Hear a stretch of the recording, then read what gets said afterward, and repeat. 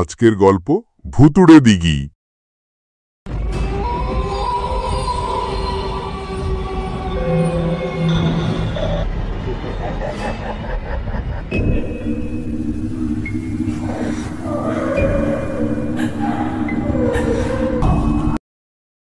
প্রতিটি গ্রামে একটা না একটা অভিশপ্ত জায়গা থাকে। এই গ্রামের মাঝখানে আছে এক বিশাল দিঘি। সবাই বলে রাত 12টার পর যে সেখানে যায় তার আর ফেরা হয় না।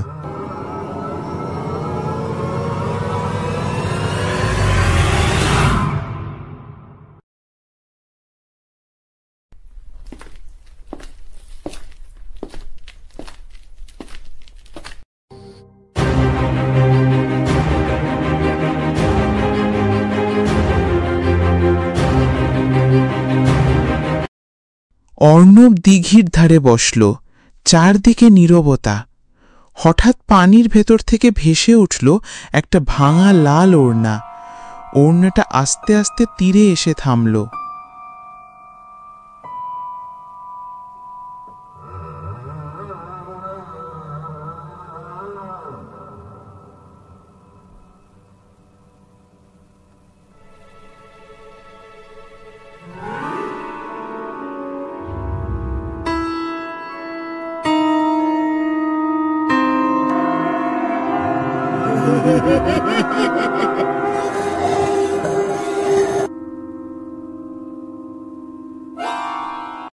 হঠাৎ দিঘির পানিতে কারো হাসির শব্দ ভেসে এলো।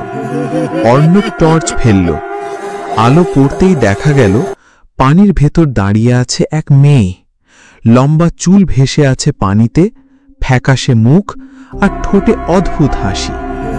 মেয়েটি পানির ভেতর থেকে হাত বাড়িয়ে অর্ণবকে ইশারা করল। অর্ণব পিছিয়ে যেতে চাইল, কিন্তু তার পা জমে গেল। শরীর নাড়াতে পারল না। মেয়েটি ধীরে ধীরে তীরের দিকে এগিয়ে আসতে লাগল।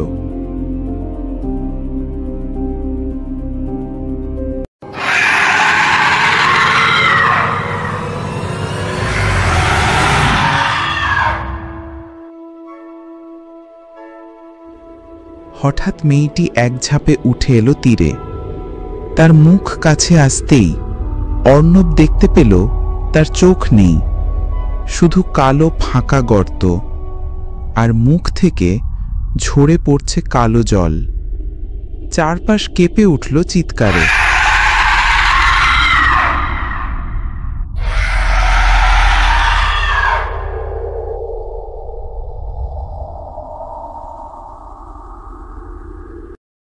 পরের দিন ভোরে গ্রামবাসীরা দিঘির ধারে শুধু একটা ভাঙা লাল ওড়না পেল।